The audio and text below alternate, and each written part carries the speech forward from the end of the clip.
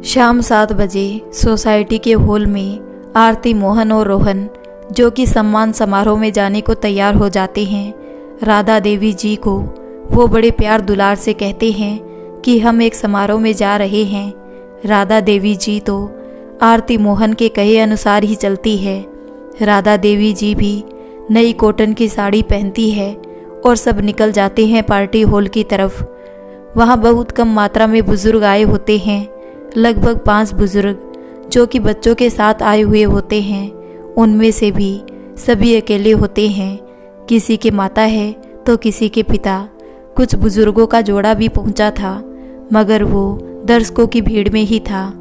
आरती, मोहन और रोहन, राधा देवी जी वहां पहुंचते हैं। अध्यक्ष जी उनका स्वागत करते हैं, उन्हें स्टेज पर आमंत्रित करते हैं। आरती, मोहन राधा देवी का हाथ पकड़कर ऊपर ले जाते हैं, खूब प्रेम भाव दर्शाते हैं। अध्यक्ष साहब आरती, मोहन का सम्मान करते हैं, राधा देवी जी को भी माला पहनाते हैं और अध्यक्ष जी भी भाषण देते हैं। अध्यक्ष जी सभी को आरती, मोहन और बाकी प्रतियोगिताओं का सम्मान करते हैं। आरती व मोहन को भी माइक पकड़ाते हैं तथा उनसे कुछ बोलने को कहते हैं। मोहन हाथ में माइक रखकर बुजुर्गों के लिए कविताएं बोलता है, माँ बाप के लिए अपने विचार व्यक्त करता है। उसने कुछ कविताएं नेट से रात को पढ़ ली थी, कुछ स्पीच भी देख ली थी नेट पर, तो रट्टू तोते की तरह वो सब कुछ रटा हुआ बोल गया।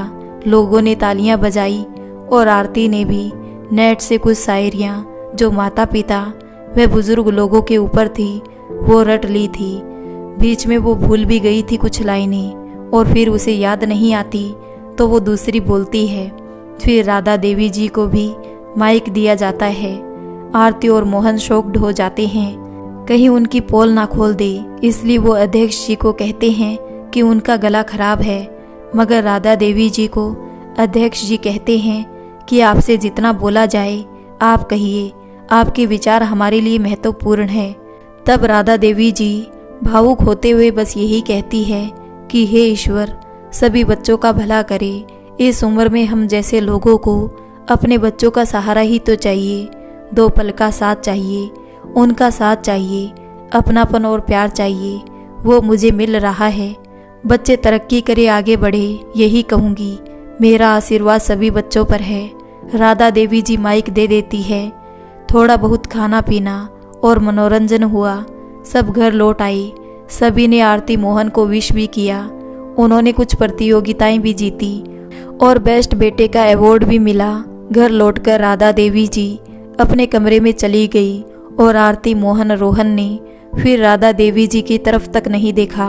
जब तक राधा देवी जी पार्टी हॉल में थी तब तक आरती उनसे बोल रही थी। मोहन भी पास बैठा था क्योंकि उनको नाम कमाना था। राधा देवी जी फिर रात को बिस्तर पर लेटे अकेले सोचती है, कैसा जमाना है, 2 मुँहे लोग हैं, घर पर अलग बाहर अलग, मेरे लिए बहुत कठिन है। लोग इतना दिखावा कैसे कर लेते हैं। वहाँ पर और भी बुजुर्ग थे, क्या वो भी ऐसे ही सब झेल रहे थे? उनके मन में प्रश्न उठता है, फिर खुद ही प्रश्न का जवाब देती है, नहीं नहीं, सब ऐसे दिखावेबाज थोड़ी होते हैं, सच्चे भी हैं इस दुनिया में। मेरे साथ ऐसा होता है, इसका मतलब सारी दुनिया में थोड़ी होता होगा। लोगों को क्या हासिल होता है 2 चेहरे लगाकर? वो 2 जीवन जी रहे होते हैं, एक घर का और एक बाहरी। हमने तो कभी ऐसा जीवन नहीं जिया। वो अपने साथ ही जुड़वा खेल खेल रहे होते हैं। उनके 2 चेहरे हैं, क्या करें, हमने तो आदत डाल ली है। अब यही जिंदगी है, झूठा दिखावा करो। जो जितना झूठा दिखावा करेगा वो नाम कमाएगा। आज के जीवन की कड़वी सच्चाई है, उनके पीछे का रहस्य किसी को पता चल भी नहीं पाएगा। जो दिखता है लोग उसे ही हकीकत मान लेते हैं। कई बार अच्छे लोगों को भी गलत समझ लेते हैं। मुझे बहू के रूप में गलत समझ लिया गया था, जबकि मेरे कभी विचार गलत नहीं थे। मेरे ऊपर झूठे आरोप लगा दिए, जबकि मैंने बुजुर्गों का कभी अपमान नहीं किया। मगर मुझे समझने वाले लोग नहीं थे और यहाँ उल्टा है। यहाँ जो लोग नहीं पूछते हैं उनका सम्मान होता है। समय का खेल है, समय की लीला है। मैंने हर रूप में दुख पाए हैं, माता के रूप में, बेटी के रूप में, बहू के रूप में कौन याद करे अब, मेरी सुनने समझने वाला है ही कौन। बच्चे कहते हैं गए जमाने आपके, सच जमाने गए हमारे, मगर तुम्हारे भी एक दिन जाएंगे। क्या तुम्हारे ज़माने हमेशा रहेंगे?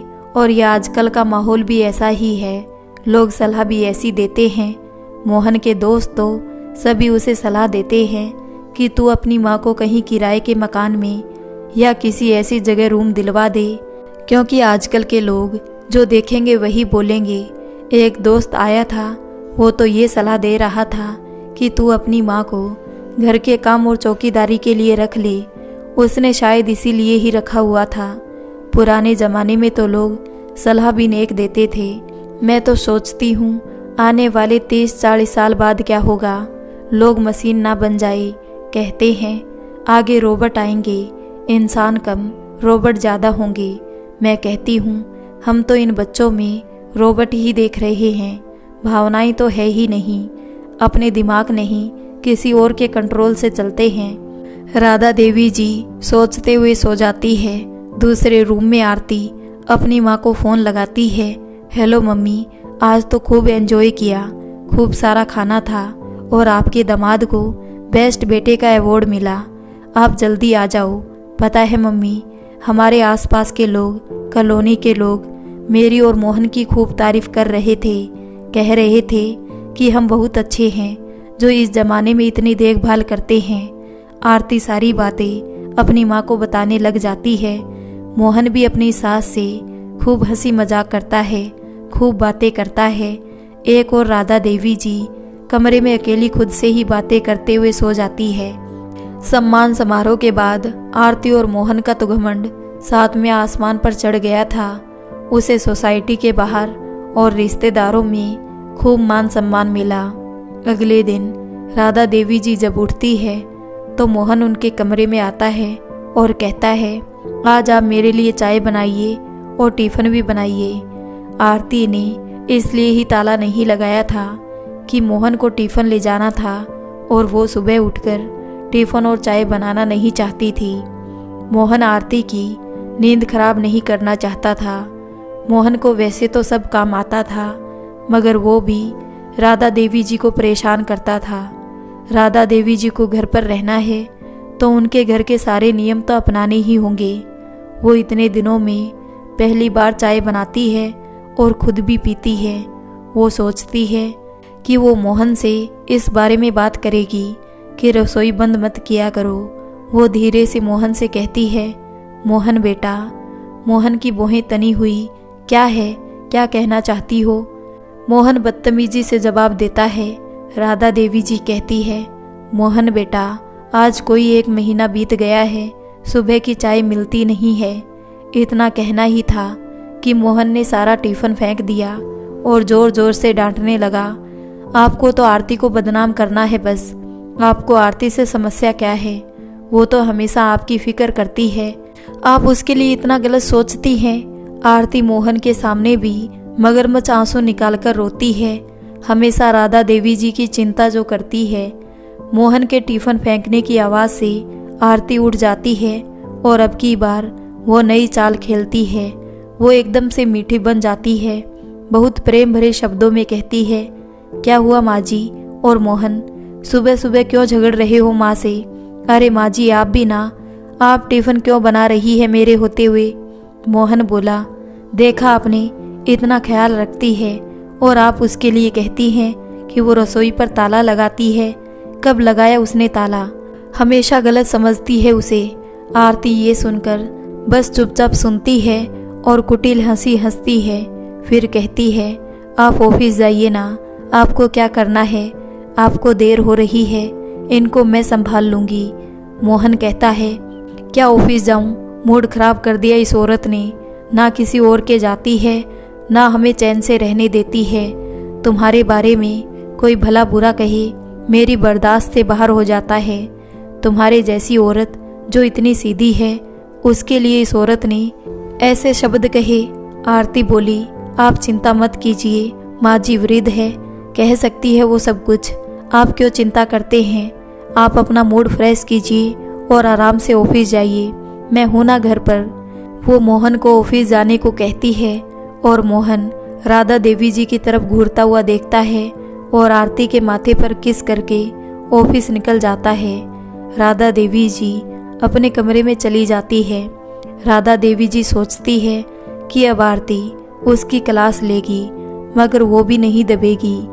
इतना दबकर वो इन लोगों को हावी कर चुकी है। उसे पता है कि उसका कोई भी नहीं है, ना उसे ढंग से खाना पीना मिलता है, ना उसे कोई अधिकार मिल रहे हैं। बस नौकर और डांट खाने के लिए एक व्यक्ति रखा गया है जो राधा देवी जी है। इससे अच्छा वो अपने कुछ पैसे लेकर कहीं दूर चली जाए और ऐसे समाज वह कॉलोनी का भी क्या मुंह देखना जो सच समझना ही नहीं चाहती। वो अपने कमरे में बैठी माला जपने लगती है। तभी आरती वहां आकर खड़ी हो जाती है। दोनों हाथ कमर पर रखकर नजरें उनकी ओर करे खड़ी हो जाती है। लेकिन अब की बार वो तो बिल्कुल पलट गई। वो राधा देवी जी से कहती है, माँ जी, आपके बुढ़ापे में परेशान होती हैं, क्यों इतना प्रेशर झेल रही है? आपके कुछ हो गया तो हमारा क्या होगा? आप ही तो हो सहारा हम सबका। राधा देवी जी को कुछ समझ नहीं आया कि आरती क्यों पलट गई है। जो कल तक प्रताड़ित कर रही थी, आज इतना प्यार क्यों दिखा रही है, वो समझ नहीं पा रही थी। इतना हृदय परिवर्तन इसके कैसे हो गया? वो चुपचाप ही रही और आरती खूब रोने लगी। फिर अचानक ही उसका फ़ोन बजता है और आंसू पोंछते हुए फ़ोन उठाती है। हेलो रिया, हाँ कब आ रही है तू? कितने बजे तक आएगी? क्या बस 15 मिनट में? अच्छा अच्छा, मैं इंतज़ार कर रही हूँ। और माँ जी भी बहुत याद कर रही है, तू आजा बस। और फ़ोन रखती हुई कमरे से बाहर चली जाती है। दरअसल रिया आरती की सगी बहन होती है जो उसके घर रहने आती है। आरती उसके आने से पहले अपनी तारीफ सुनने के लिए राधा देवी जी की चापलूसी करती है, मक्खन लगाती है, रिया को अच्छा दिखाने के लिए ऐसा झूठा व्यवहार करती है। राधा जी समझ जाती है कि इसका व्यवहार इसलिए बदल गया है। वो रिया के आने की तैयारी में सब कुछ पहले से तैयार कर लेती है। खूब सारे फल, मिठाई, नाश्ता और उसकी फेवरेट सब्जियां लाकर रख देती है। रिया थोड़ी देर बाद अपने बेटे तेजस के साथ आती है और दोनों बहनें गले लगती है, हंसती है, बातें करती है। तेजस रोहन से गले मिलता है और दोनों ही ढेर सारी बातों में लग जाते हैं। राधा देवी जी अपने कमरे में चुपचाप बैठी रहती है। आरती का स्वभाव एकदम से बदल गया होता है। वो राधा देवी जी को हाथ पकड़कर हॉल में लाती है, उनके लिए एसी चलाती है और खूब सारी बातें करती है। रिया भी उनको नमस्कार करती है। राधा देवी जी बस सुनती रहती है।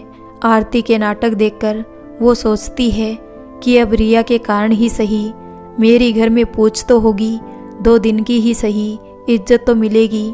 आरती इतनी चालाक होती है कि वो अपनी बहन रिया के कारण अपना स्वभाव कुछ दिनों के लिए बदल लेती है। रिया को भी दिखाना है कि वो अपनी सास की सेवा करती है, वो भी इतने अच्छे तरीके से। अब राधा देवी जी भी कमरे से बाहर हॉल में सभी के साथ बैठी थी। रिया के कारण उन्होंने भी ड्राइंग रूम के दर्शन तो कर लिए। आरती का व्यवहार राधा देवी जी के लिए बिल्कुल बदल चुका था। अब वो रिया को दिखाने के लिए विनम्रता पूर्वक व्यवहार करने लगी थी, जबकि रिया खुद भी आरती की ही बहन थी। उसकी सास के भी यही हाल कर रखे हैं, मगर दोनों बहनें एक दूसरे के सामने दिखावा करती है। आरती रिया और तेजस के लिए नाश्ता बनाने के लिए किचन में जाती है। वो उपमा बनाने के लिए रिया और तेजस से पूछती है। रिया बोलती है, उपमा तो हम नहीं खाते, हम पोहा खाते हैं। तेजस ब्रेड बटर खाता है और 1 गिलास दूध लेता है। आरती कहती है, ये तो रोहन भी खाता है, दोनों मिलजुल कर खा लेंगे। आरती रिया के सामने राधा देवी जी को कहती है, मम्मी जी आप बताइए ना आपकी पसंद, आप जो खाएंगी मैं तो वही खा लूँगी। रिया बोली कि हाँ आंटी जी को जो पसंद है वो बनाओ, बस मेरे लिए पोहा बना देना। रिया को आरती के हाथ के पोहे पसंद थे। राधा देवी जी कहती है, जो सब खा ले वो बना लो, मेरे लिए विशेष तकलीफ मत करो। आरती कहती है, अरे क्यों मम्मी जी, हम तो रोज आप ही के साथ तो खाते हैं।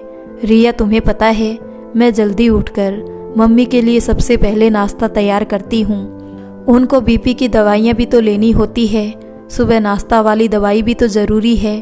अरे मम्मी, आपकी तबीयत खराब हो जाएगी, आपको नाश्ता तो करना ही होगा। फिर कुछ हो गया तो हमारी ही परेशानी होगी ना।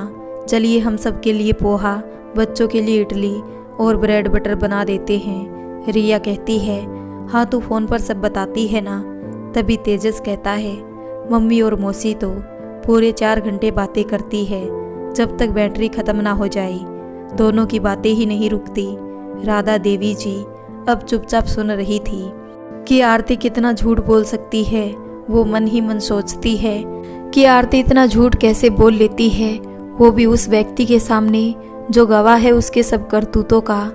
खैर वो सब सुनती रहती है और अपनी अस्थायी सेवा का मौका मिलता है उसका भरपूर आनंद लेती है। वो सोचती है कि क्यों ना रिया के बहाने ही सही आरती से थोड़ा बहुत सुख तो मिले। रेगिस्तान में थोड़ी बारिश की आस। आरती जो 12 बजे नहाती थी, अब वो जल्दी नहाकर और पूजा पाठ करके किचन में जाती है और पोहा बनाने के लिए आरती किचन में जाती है। उसको समझ नहीं आता है, उसने तो किचन का मुंह ही नहीं देख रखा था। वो किचन के सारे डब्बे खोजती है, पोहा के लिए पूरा सामान बिखेर देती है। सारा काम तो मोहन करता है, बचा कुचा राधा देवी जी। अब तो शामत आ गई थी। रिया और तेजस रोहन राधा देवी जी के पास हॉल में ही बैठे रहते हैं। रिया के मोबाइल पर अपनी मम्मी का वीडियो कॉल आता है और वो कहती है, बेटा पहुंच गई क्या? तूने तो फ़ोन ही नहीं उठाया, मैं कब से फ़ोन कर रही हूँ। रिया बोली, मैं पहुंच गई थी। तभी तेजस बोला, अरे नानी, आप घर से रवाना होते हुए तो 1000 फ़ोन कर चुकी है और कितना फ़ोन करोगी। मजाक में नानी से कहता है।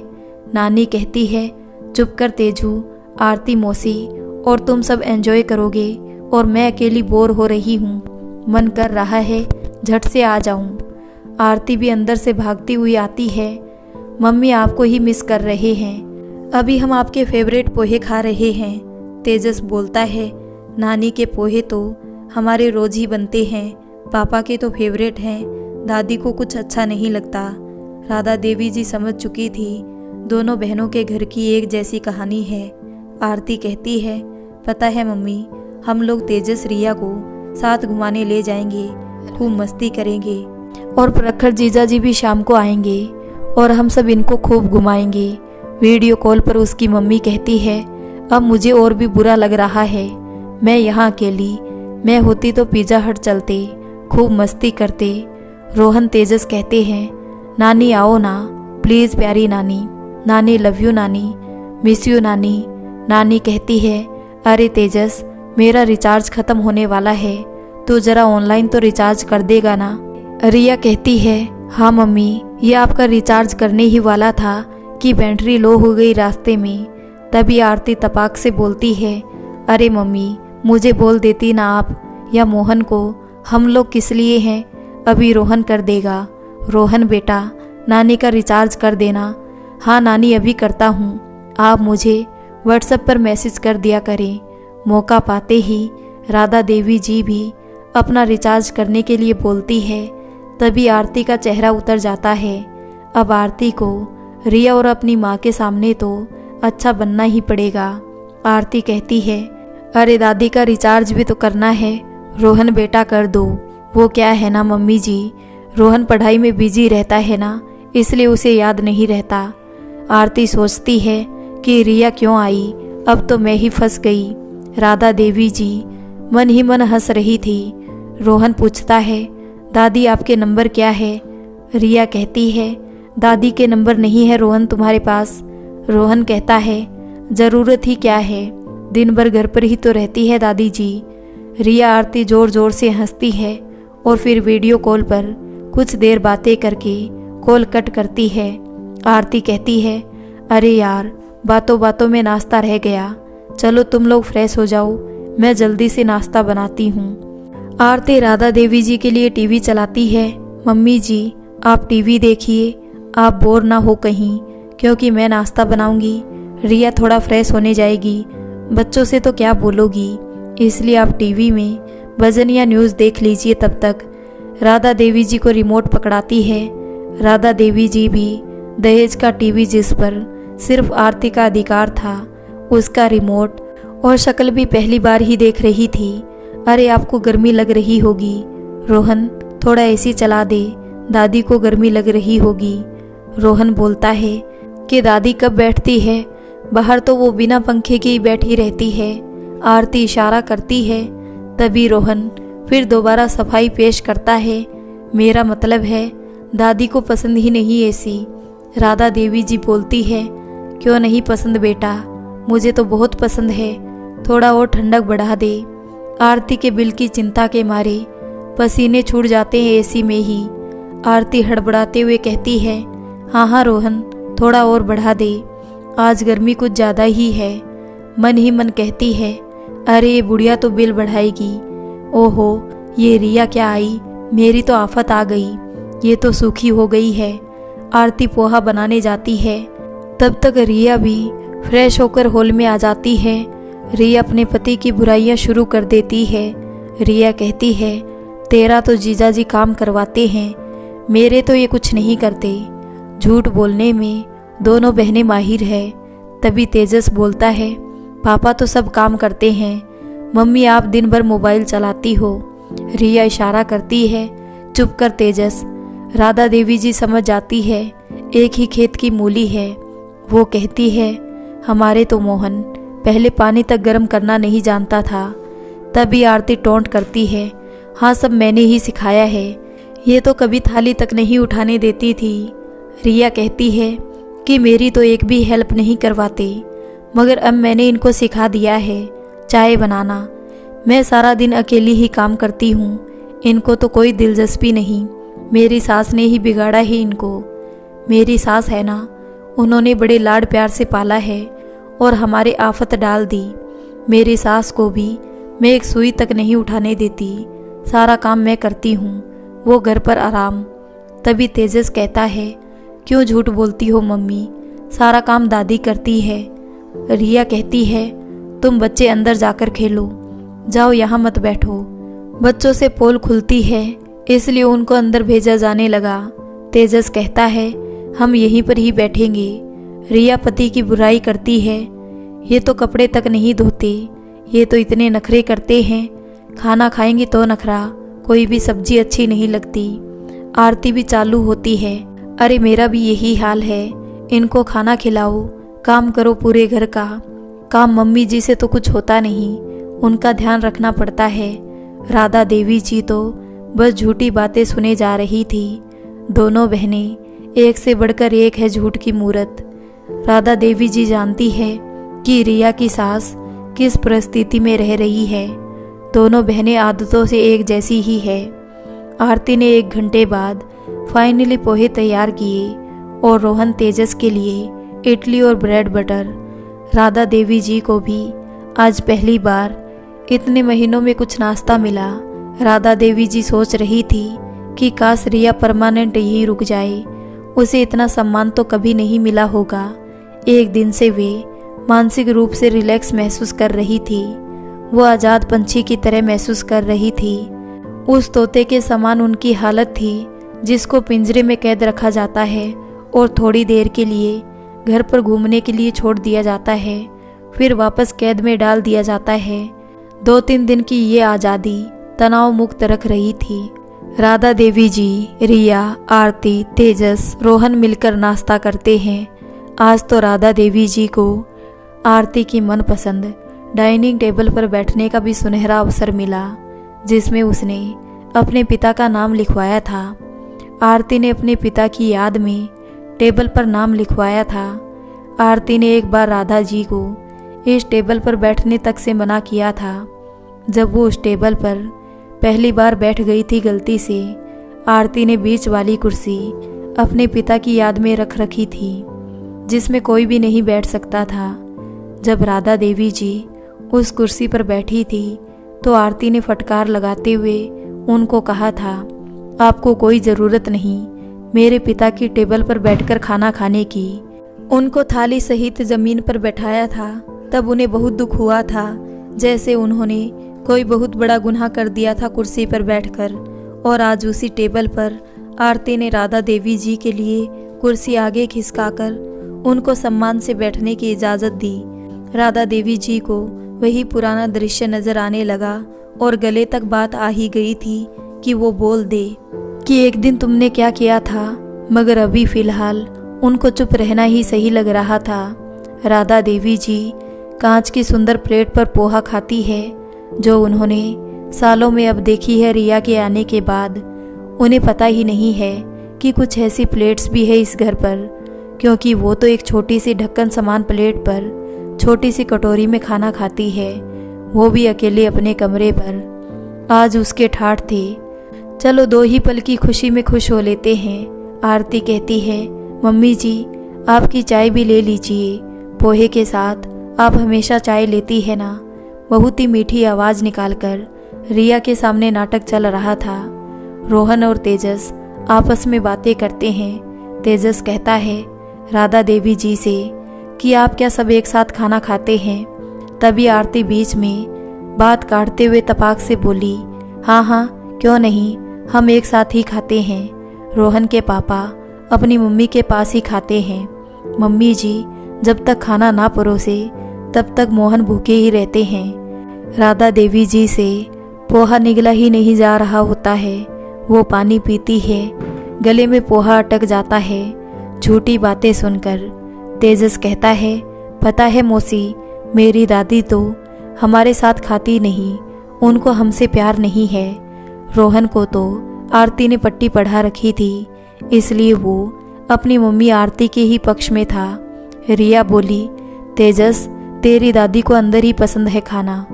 रिया बात बदलते हुए कहती है कि वो क्या है ना, मैं तो सुबह 8 बजे जिम चली जाती हूँ और ये जल्दी ही निकल जाते हैं, तो घर पर मम्मी जी अकेली रहती है, इसलिए मम्मी जी की आदत नहीं रही। हम सब रहते नहीं तो कैसे खाएगी। हाँ वैसे उनको इतना प्यार भी तो नहीं है। तेजस को तो नानी के हाथ का खाना, नानी के हाथ की दाल, नानी के हाथ के चावल और नानी के हाथ का पराठा सब कुछ पसंद है। तभी रोहन भी बोलता है कि हाँ मुझे भी नानी के हाथ का खाना बहुत पसंद है। राधा देवी जी की तो दोनों बहनें एक भी नहीं सुनती, बस अपनी बड़ाई करती हुई पोहा चट करती है। तेजस को अब कोल्ड ड्रिंक भी चाहिए। रिया कहती है, जाओ फ्रीज से ले लो, मौसी लेकर आई थी ना तेजू के लिए। रिया फ्रीज खोलती है तो देखती है, यार तू अब अपना रेफ्रिजरेटर बदल ले, डबल डोर का ले ले, हम तो 1 लाख रुपए लगाकर ले आए हैं, तू भी ले आ। आरती कहती है, हाँ यार रिया, हमें भी फ्रिज बदलना है, तूने भेजी थी ना फोटोज़ व्हाट्सएप पर, देखा था तेरा फ्रिज। रिया कहती है, जो मम्मी ने दिलाया था उसे 15 साल हो गए, मैंने उस फ्रिज को बेच दिया था।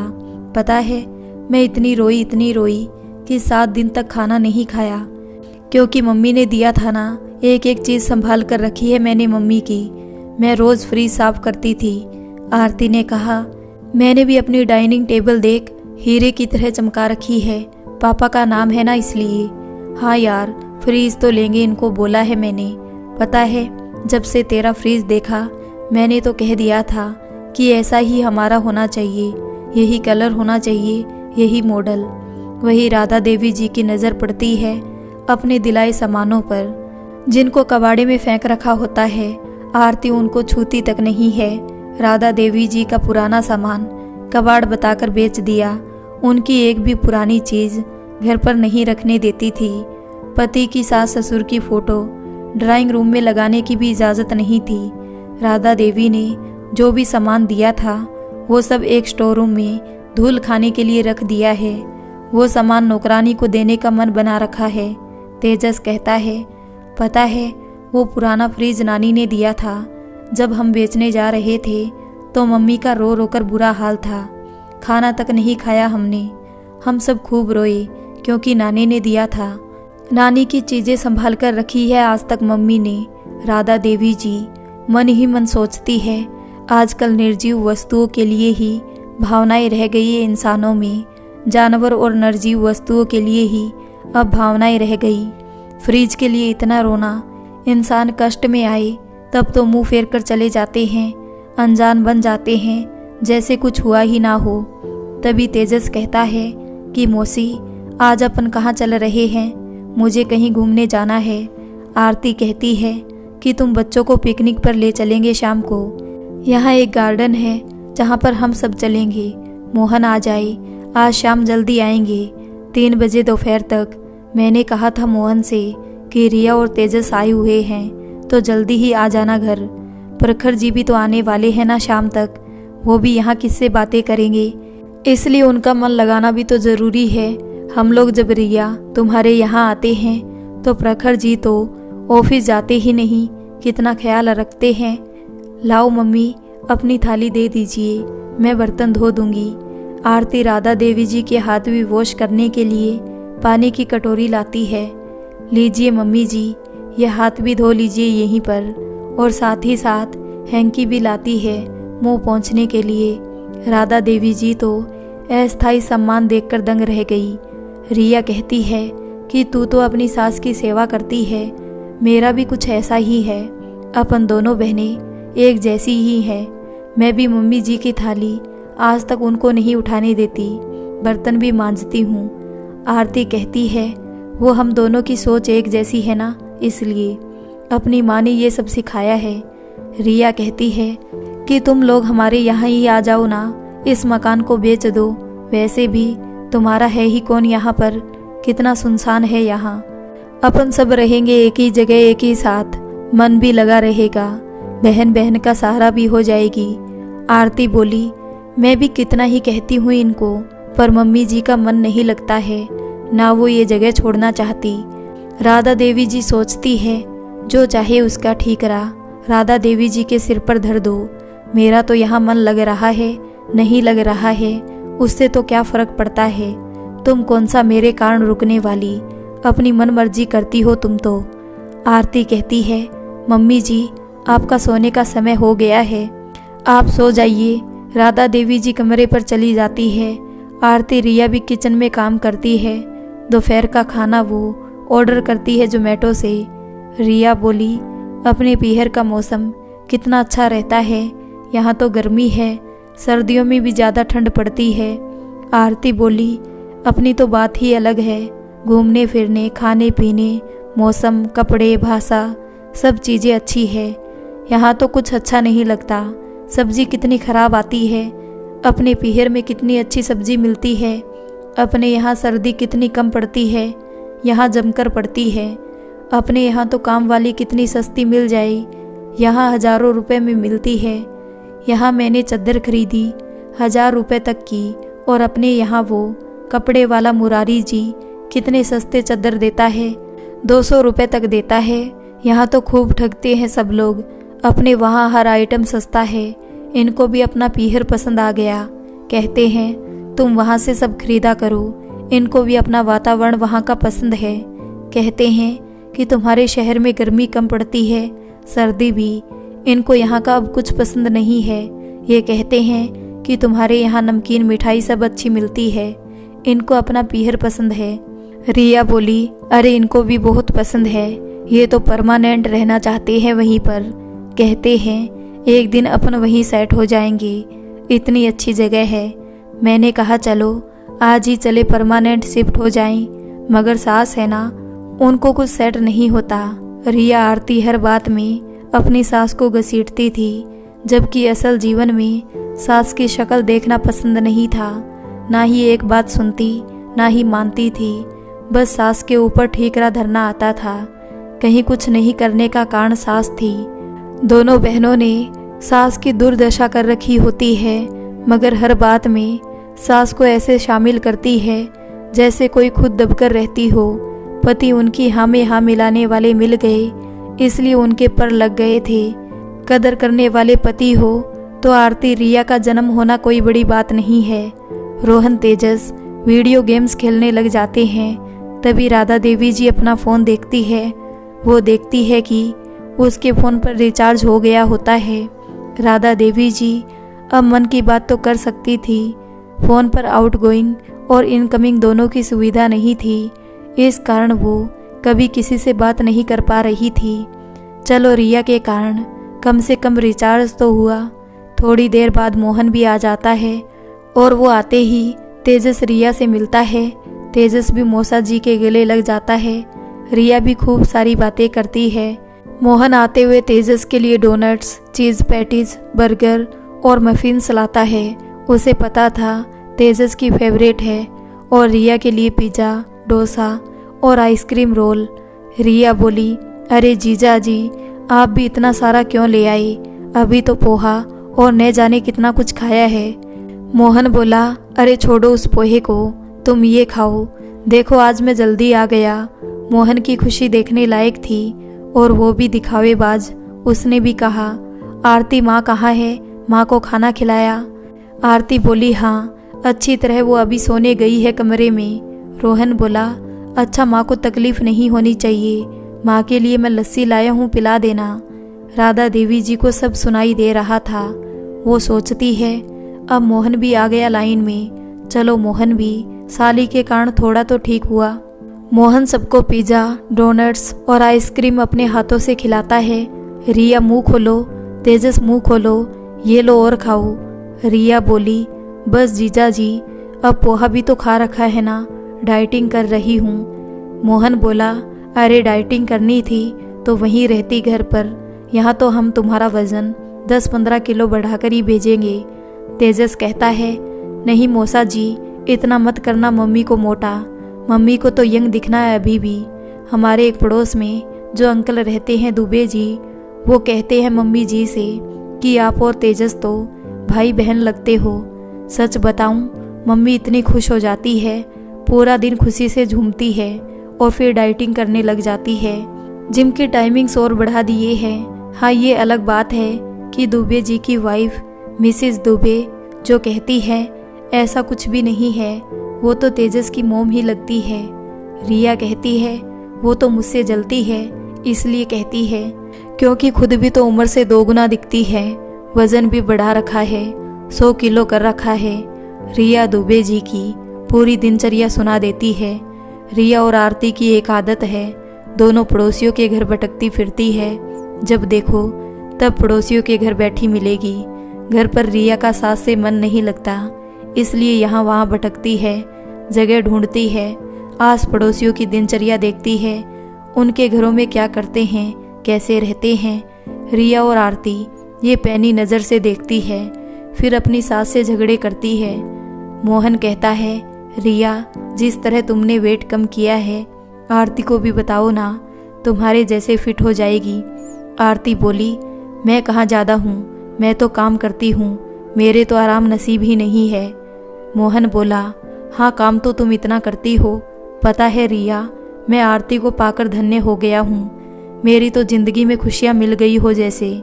हर पल मम्मी की फ़िक्र करती है, पापा जो नहीं रहे इस दुनिया में, उनके लिए तक आंसू बहाती है, रोती है उनके लिए। मुझसे कहीं ज़्यादा इसे दुख है। बताओ भला आजकल कौन होती है और दिन रात मम्मी के लिए मुझसे कहती है कि हम उनका ख्याल रखेंगे। तुम्हें तो पता है सुरेश भैया जो मेरे बड़े भैया हैं, वो तो मम्मी को पूछते नहीं है, ना वीणा भाभी पूछती है। बस यही है जो मम्मी की दिन रात सेवा करती है, संस्कार है इसके। पता है रिया, मुझे तो मम्मी नहीं दिखे 1 मिनट भी तो मेरे तो बेचैनी होने लगती है, मैं घबरा जाता हूँ और मुझसे भी 6 गुना ज़्यादा आरती को चिंता रहती है। सुबह से रात तक सेवा में जुटी रहती है, तभी तो मैं आरती को महान समझता हूँ। आजकल के समय में कौन करता है इतना। पीहर तो जा ही नहीं सकती है बेचारी, क्योंकि मम्मी की सेवा है ना इसके सिर पर। रिया कहती है, मेरा भी कुछ यही हाल है, मेरा तो खुद का सारा समय सास की सेवा में गुजर जाता है। अभी यहाँ आई हूँ, मन सास में ही अटका है, देख लो। रह रहकर याद आती है सासू माँ की, मेरा सारा दिन उनकी देख रेख पर ही बीत जाता है। हमारा रिश्ता माँ बेटी का सा है। हमारी मम्मी ने संस्कार ऐसे नहीं डाले हैं, हमारी मम्मी ने सिखाया है कि सेवा करें। मोहन बोला, तुम दोनों में जो संस्कार है वो आजकल कहाँ देखने को मिलते हैं। आरती कहती है, मैंने तुझे सम्मान की भी तो फोटो भेजी थी। पता है मोहन, मैंने मम्मी और रिया को उस समय पूरा लाइव प्रोग्राम दिखाया था, व्हाट्सएप वीडियो कॉल के थ्रू, जब सम्मान हुआ था ना तब। रिया बोली, हाँ देखा था मैंने तेरा सम्मान लाइव। पता है मैंने सब जगह वो फोटोज़ भेज दी थी। मेरे ससुराल के ग्रुप पर, हम सब पड़ोसियों के ग्रुप पर, इनके फ्रेंड्स ग्रुप पर ये भी बहुत तारीफ करते हैं आरती और आप दोनों की। मोहन कहता है, सबसे बड़ा क्रेडिट तो मम्मी यानी मेरी सास को जाता है। मैं जब भी उनके पास जाता हूँ ना, उनके चरणों में गिर जाता हूँ। इतनी अच्छी पत्नी मिली है। आरती और रिया के चेहरे पर गर्व के भाव आ गए थे। दोनों ही अपनी मम्मी की तारीफ सुनने को बेचैन रहती है। बस उनकी मम्मी की कोई तारीफ कर दे, सफल हो गया जीवन। आरती कहती है, सच बताऊं, ये तो मम्मी को कहते हैं, आओ यहीं पर रहो हमारी संग। ये जब भी जाते हैं ना मम्मी के घर तो इतना सारा सामान लेकर जाते हैं, 10 डिब्बे मिठाई के, 10 पैकेट नमकीन वाले, हर साल एक नया मोबाइल, और वहाँ के आस पड़ोसियों तक के लिए कुछ ना कुछ सामान लेकर जाते हैं, क्योंकि वहाँ भी सब इनकी तारीफ करते हैं। वहाँ इनको सब पूछते हैं, इनके यहाँ तो कोई पूछता नहीं है, इसलिए ससुराल जाना ही पसंद करते हैं। वहाँ इनका मन लगता है खूब, खाना खाते हैं पेट भरकर, वजन 2 किलो बढ़ाकर आते हैं। यहाँ तो भूख ही नहीं लगती। सच बताऊं, इनको मेरी सास के हाथ का खाना पसंद ही नहीं था, तभी तो ये सिंक की झाड़ू से थे। अब देखो 40 इंच की कमर हो गई, पहले 26 थी। मेरे हाथ का खाना है ही स्वादिष्ट, और अपनी मम्मी तो है ही शेफ, उनके हाथ जैसा तो इनके यहाँ कोई बना ही नहीं सकता। रिया बोली जोर से, कर्कश आवाज में, अरे इनके भी यही कहानी है। मेरी 4 नंदे हैं, इनसे नहीं बात करती, ना ही इनका भाई यानी मेरा जेठ बोलता है। वो तो कोई भगाकर ले आया था, लव मैरिज की थी। 6 दिन बिना बताए घर पर कोई फिरंगी जैसी को ले आया था। उसने तो मेरी सास को मना कर दिया कि मैं इस औरत के साथ नहीं रहती, गंवार है ये औरत। अब मम्मी जी भी कहाँ जाती बेचारी। फिर मम्मी के मकान भी था खुद का, तो हमने मम्मी से कहा बेच दो, हमारे नाम कर दो, अभी तक बिक नहीं रहा है। रिया ने अपनी सास को मकान के लालच में अपने पास बैठा रखा है, और थोड़े बहुत पैसे मिलने के चक्कर में। मोहन बोला, तुम वो मकान अपने नाम करवा लो, मैं प्रखर जी से बात करूँगा, फिर उसे बेच देना और नया खरीद लेना। रिया कहती है, हाँ अब तो यही करेंगे, मम्मी का क्या भरोसा, अब वो वृद्ध हो गई है। मोहन कहता है कि तुम उनको बिना बताए बेच देना। प्रखर ने तो मेरे नाम कराने की सोच रखी है, हमारी पैतृक प्रॉपर्टी। आरती बोली, अब तो तुम लोग ही हो करता धरता, समय रहते सब अपने नाम करवा लो, इसी में भलाई है। रिया कहती है, ये तो मेरे ही साथ है, ये तो मेरी बात ही सुनते हैं, मेरे अलावा ये किसी की सुनते भी नहीं है, मैं सुनने भी नहीं देती किसी और की। रिया जोर से कुटिल हंसी हंसकर कहती है। मोहन बोला, ये सब तो तुम दोनों बहनों की जादुई शक्ति है। रिया, सच कहूँ मेरा भी यही हाल है, मैं आरती की खूबसूरती में ही उलझा हूँ, आज तक मुझे कुछ और समझ ही नहीं आता।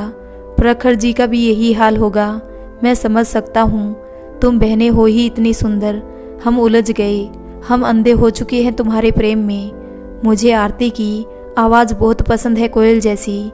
आरती के हाथ का बना खाना इतना पसंद है, उंगली चाट कर खाता हूँ। चारों ओर आरती आरती नजर आती है, नौकरी छोड़कर बैठ जाऊं, दिन भर देखता रहूं, इतनी पसंद है।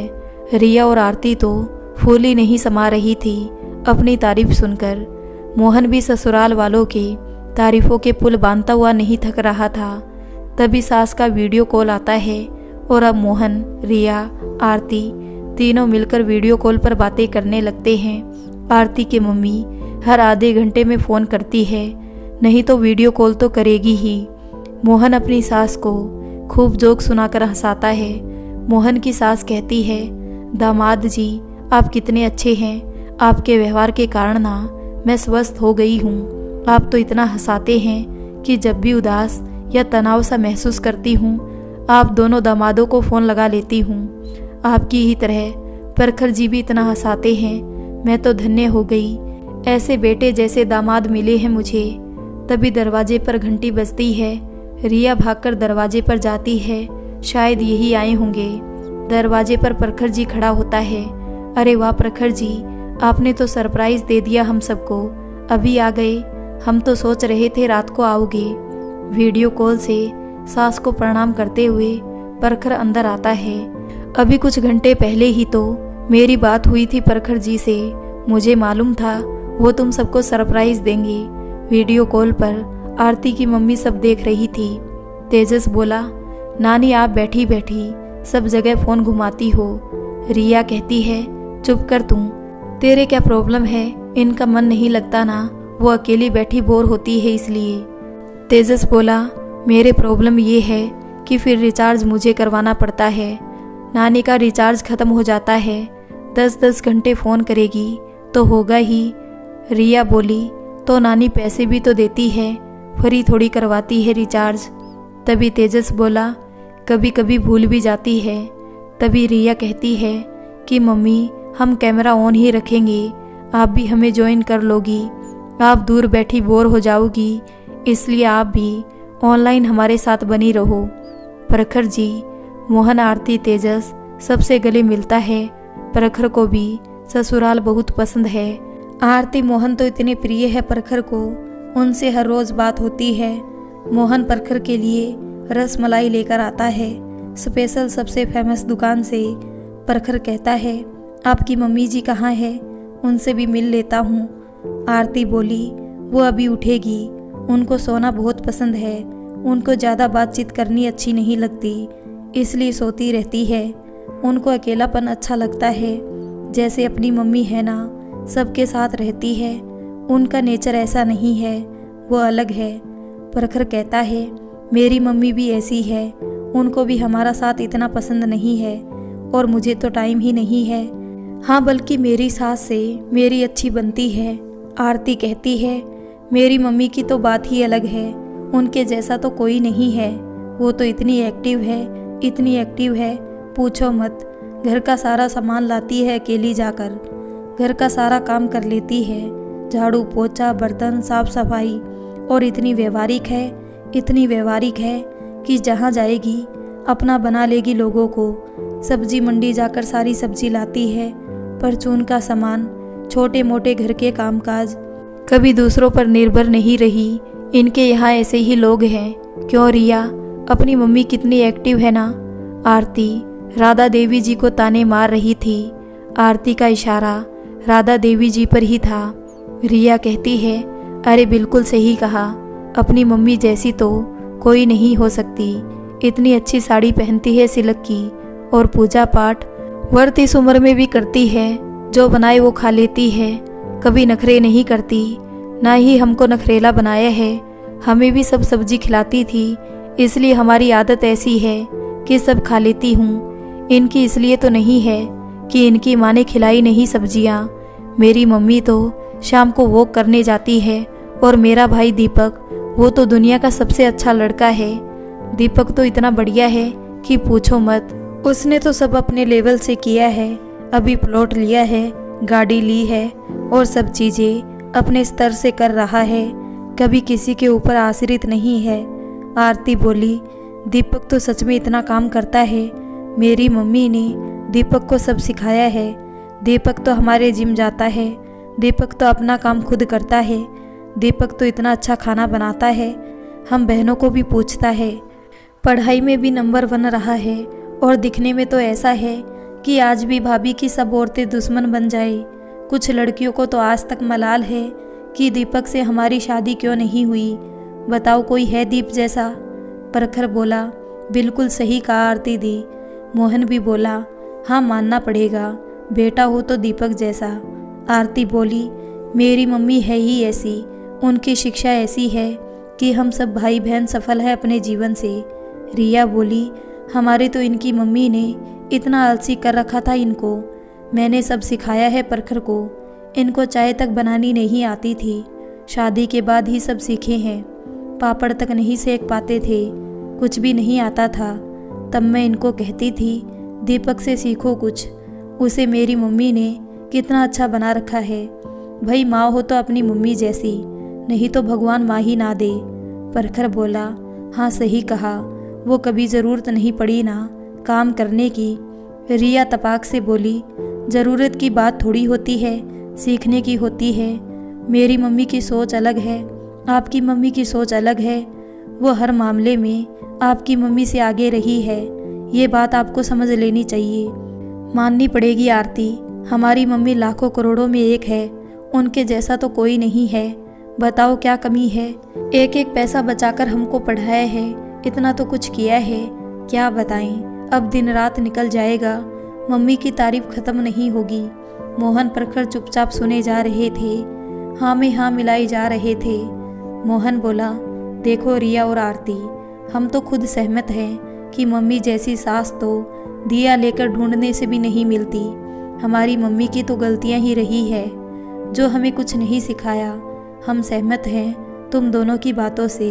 प्रखर बोला, बार बार प्रणाम करता हूँ ऐसी सास को, ईश्वर ने मुझे ऐसी सास दी, धन्य हुआ उन्हें पाकर। आरती और रिया ने 3 घंटे लगातार अपनी मम्मी की तारीफ करने में लगा दिए। इस बीच 10 से 12 बार आरती की मम्मी का फ़ोन आ गया और एक एक न्यूज़ दोनों बहनों ने अपनी मम्मी को दी।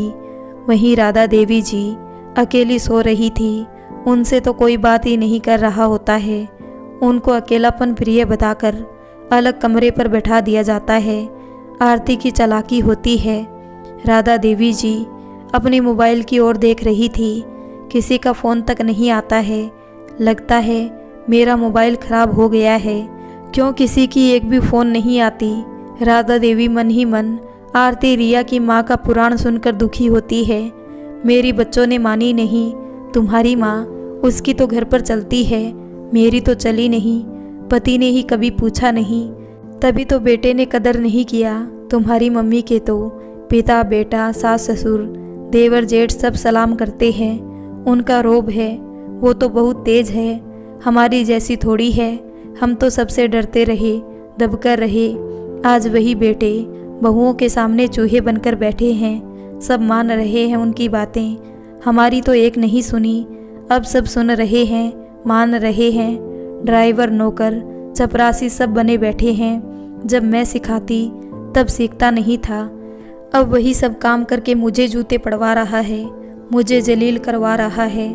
वाह, बेटा ही साथ नहीं है तो क्या करें। खैर छोड़ो इन औरतों को तो, अपनी माँ, अपना भाई, अपने दादाजी, अपने शहर की बड़ाई मारने का शौक़ है और पिकनिक जाने का समय हो जाता है। मोहन, आरती, रिया, तेजस, रोहन, प्रखर सभी पिकनिक पर जाने के लिए तैयारी करने लगते हैं। मोहन रिया के सामने राधा देवी जी से खूब बातचीत करता है। मोहन कहता है, मम्मी आप चलेंगी तभी हम सब चलेंगे, वरना मैं तो नहीं जाऊंगा। राधा देवी जी का दिल अंदर से टूटता है। वो मोहन के इस रूप को देखकर भीतर ही भीतर टूट जाती है। राधा देवी जी कहती है कि मेरी तबीयत ठीक नहीं है, मैं अभी नहीं जाऊंगी, तुम चले जाओ। मैं क्या करूंगी बच्चों के बीच? मोहन कहता है, आज तक हम आपको कहीं अकेला छोड़कर गए हैं, हम आपको साथ लेकर ही गए हैं। आरती रिया से कहती है, पता है मम्मी जी के बिना हम कहीं नहीं जाते। रिया भी तो आरती की बहन थी, वो भी बोली, ये प्रखर की भी आदत है, ये भी मम्मी मम्मी करते हैं, इनका मन कहाँ लगता है, दिन रात माँ के ही पास बैठे रहते हैं। प्रखर भी कहता है, हमारा तो जीवन यही है, माँ को समर्पित, जन्मदाता है वो, उसके चरणों में ही बैठे रहते हैं। राधा देवी जी कहती है, तो फिर यहाँ भी ले आते उनको, अकेले क्यों आए? राधा देवी जी हकीकत जानती है कि ना ही प्रखर, ना रिया, ना तेजस, किसी को रिया की सास से कोई मतलब नहीं था। बस झूठी झूठ में अपनी बड़ाई व तारीफ के लिए दूसरों के घर जाकर अपने आप को श्रेष्ठ साबित करने चले जाते हैं। तभी प्रखर चुप हो गया और रिया बोली कि वो क्या है ना, मम्मी का मन नहीं था, हमने तो इतना कहा कि आप चलो, इतना रोई मैं। इनसे पूछो प्रखर से, क्यों प्रखर बताओ ना कि मैंने कितना कहा चलने को साथ में। प्रखर की तो आदत ही हो गई थी हाँ में हाँ भरने की। प्रखर ने कहा, हाँ हाँ रिया तो बहुत कहती है, आप चला करो हमारे साथ, वहाँ तो इतना पूछती है, ये तो मम्मी ही ऐसी है, वो नहीं चलती। राधा देवी जी सब समझती है। उनके घर में आरती मोहन भी प्रखर रिया जैसे दिखावेबाज और झूठे हैं, इसलिए उनको सब समझ आता है। राधा देवी जी कहती है कि कोई नहीं, अगली बार आओ तो साथ ले आना। रिया बोली, हाँ ज़रूर। आरती कहती है, मम्मी जी आप नहीं चलेंगी तो मैं भी नहीं जाऊंगी। वो जानबूझकर दिखावे पर उतर आती है। सभी तैयार होकर खड़े हो जाते हैं। बस आरती जिद पर अड़ी रहती है। मम्मी जी आप चलिए ना, प्लीज़ प्लीज़, रिया कहती है। अरे चलिए ना मम्मी जी, जब आरती आपके बिना नहीं जाती तो आपको भी तो आरती का मान रखना चाहिए। देखो ना, इतना कौन पूछता है आजकल, आपकी बड़ी बहू तो पूछती नहीं आपको। मोहन आरती को यूँ गिड़गिड़ाता देख राधा देवी जी के ऊपर गुर्राने लगता है। उसे भयानक गुस्सा आता है कि आरती इतना मना रही है और राधा देवी जी चल नहीं रही, तो वो गुस्सा दबाकर और रिया परखर के सामने बात को दूसरी तरह पेश करता है। क्या है मम्मी, आप आरती की बात का भी कभी तो मान रखा करो। देखो ना, ऐसे भी कोई करता है क्या? बड़े भैया भाभी तो कहीं भी घूमते हैं, आपको ले जाते हैं क्या? आप आरती के लिए ही सही चलो। राधा देवी जी को मोहन ने कभी कार नहीं दिखाई, उसने कार सिर्फ ससुराल वालों के लिए ही खरीदी थी। राधा देवी जी को जिस तरह आज मोहन आरती अपने साथ कहीं ले जाने को कह रहे हैं, आज तक तो जब कभी बाहर गए हैं कभी पूछा नहीं था। ये सब रिया के कारण ही नाटक हो रहे हैं, जबकि रिया खुद को अपनी सास से मतलब नहीं होता है। फिर भी लोग दिखावे में आरती राधा देवी जी को तैयार होने के लिए राधा देवी को सिल्क की साड़ी देती है। लीजिए, ये पहनकर आप तैयार हो जाइए। राधा देवी जी मोहन का गुस्सा देखकर तैयार हो जाती है, क्योंकि वो जानती है कि मोहन रिया के जाने के बाद उसे खरी खोटी सुनाएगा। मोहन की ज़िंदगी में सिर्फ आरती है और वो आरती की खुशी के लिए किसी हद तक जा सकता था। वो हिंसा इसलिए करता था कि आरती को कोई कुछ ना कह पाए, वो सुखी रहे और दुनिया उसकी तारीफ करे। राधा देवी जी को मोहन आंखें दिखाता है। राधा देवी जी समझ जाती है, वो साथ चलने को तैयार हो जाती है और अब सब पिकनिक पर जाने को तैयार। कार पार्किंग से निकालकर मोहन राधा देवी जी को बैठाता है। राधा देवी जी ने पहली बार मोहन की कार का सफ़र किया था। सभी लोग कार में बैठ जाते हैं और पिकनिक के लिए पीपी पार्क जाते हैं।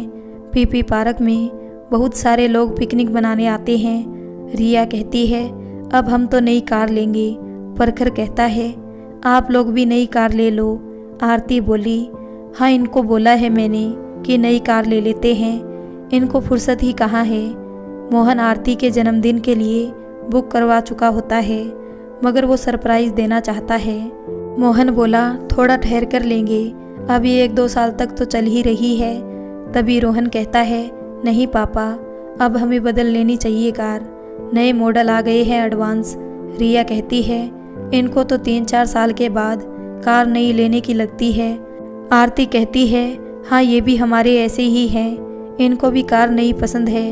अभी 3 साल भी नहीं हुए और देखो ये भी कभी ना कभी बदलेंगे। राधा देवी जी कहती है कि बेटा हम तो पैदल ही चले जाया करते थे और मोहन के पापा तो साइकिल से ही गए हैं ऑफिस, उन्होंने तो कार ये गाड़ी देखी तक नहीं।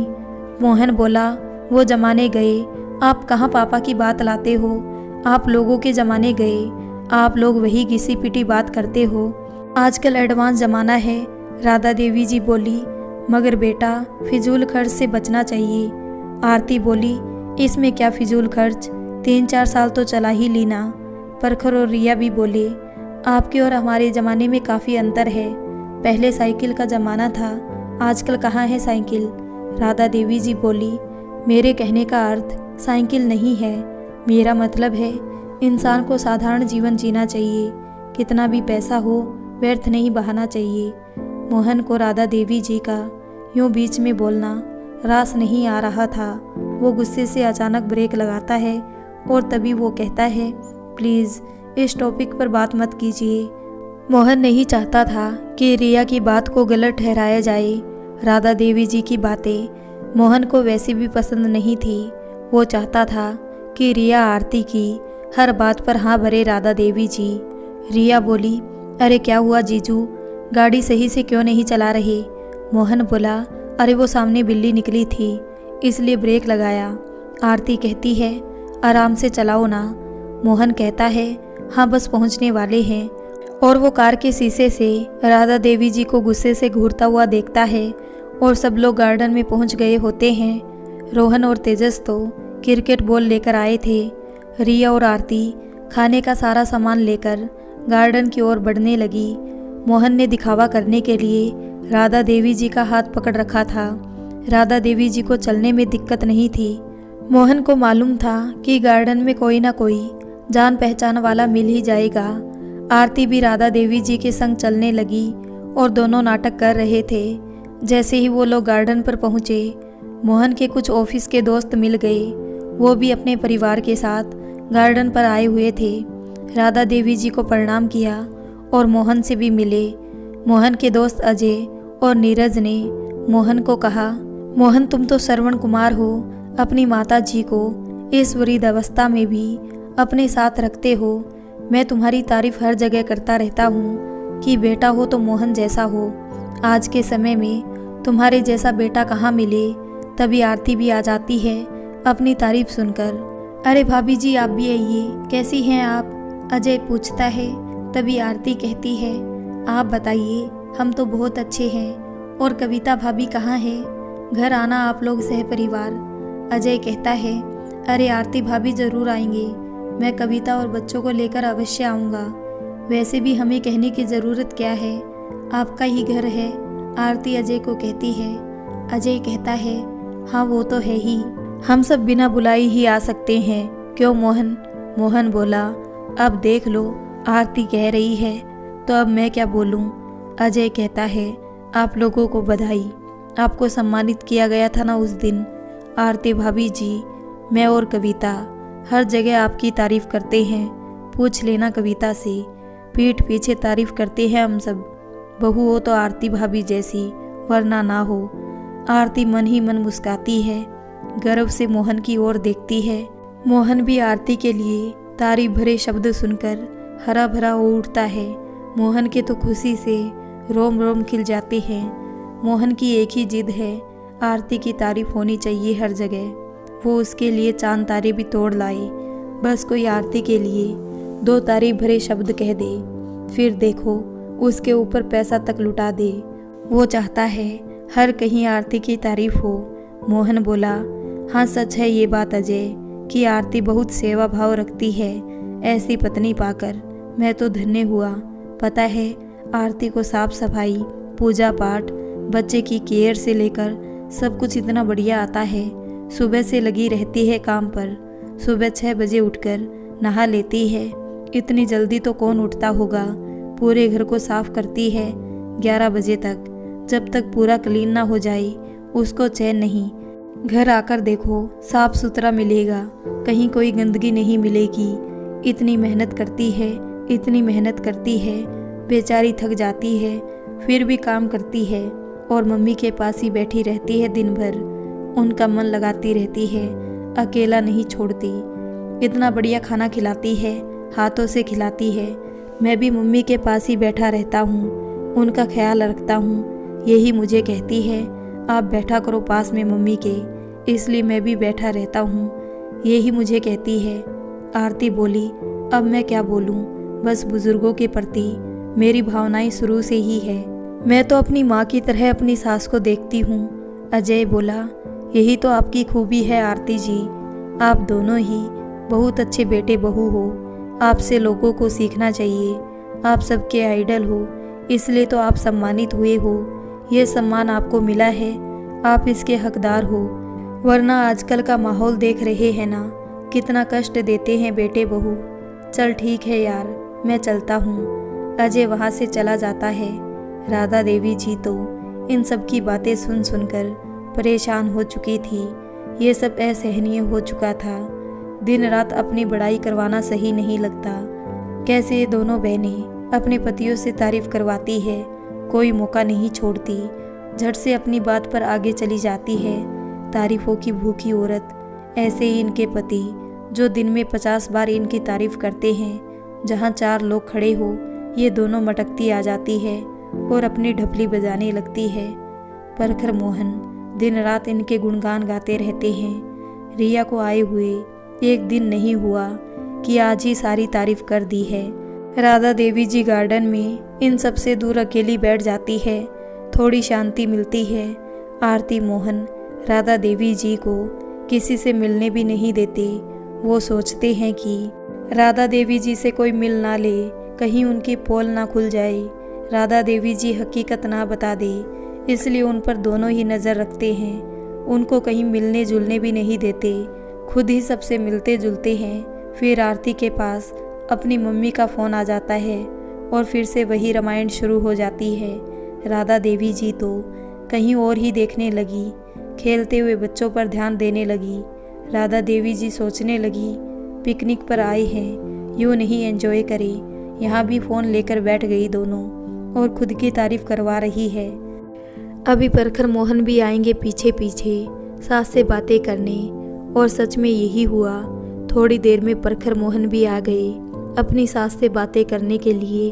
उनको पूरा पिकनिक का नज़ारा दिखाने लगे और फिर वही रामायण चालू कर दी, तारीफ के पुल बांधने लगे। राधा देवी जी तो वहाँ से उठकर कहीं और जाने लगी। वो इन सब की बातों से उकता गई थी। सुबह से अपनी अपनी तारीफ के अलावा रिया और आरती के पास और काम ही क्या था। इनकी दुनिया यहीं तक सीमित थी, उनको कोई दूसरा दिखता ही नहीं है।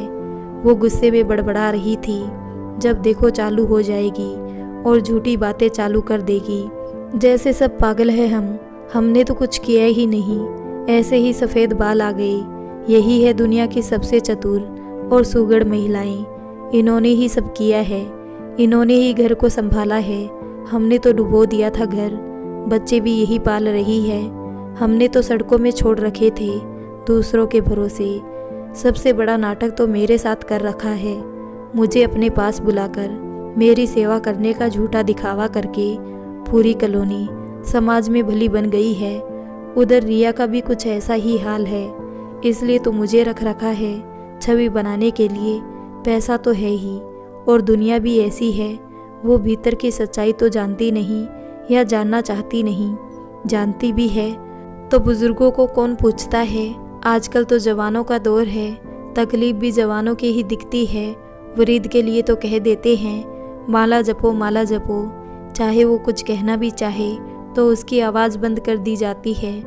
आपके दिन गए, हमारे दिन है अब। आप बूढ़े हो गए, आप कोने में लेट जाओ, सब यही कहते हैं मुझसे।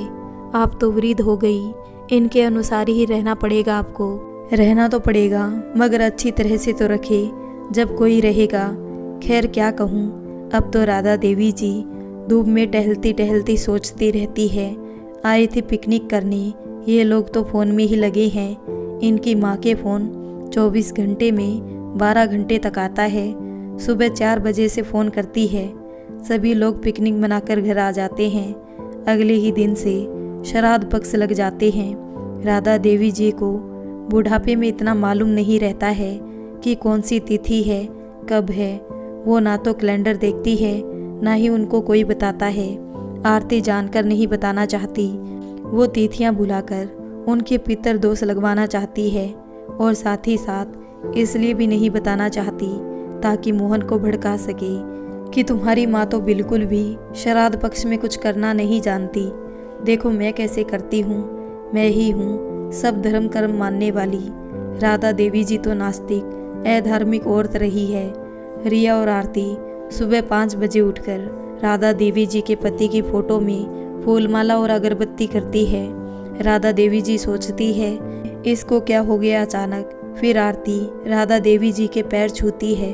राधा देवी जी को ये पता था आरती जीवित को पूछती नहीं, जो ऊपर चले गए उनके लिए दुनिया भर का दिखावा करती आई है।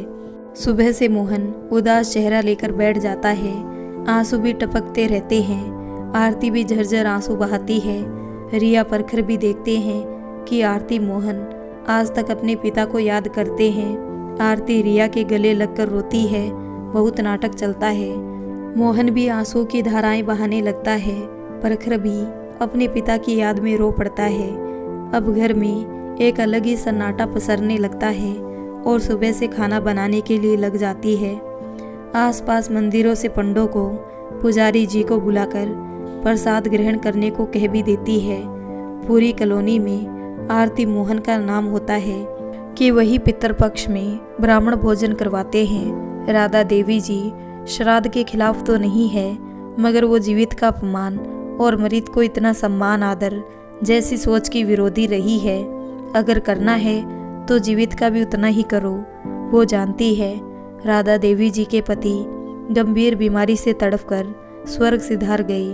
मोहन और आरती सेवा से कतराने के लिए कभी उनसे मिलने तक नहीं आए।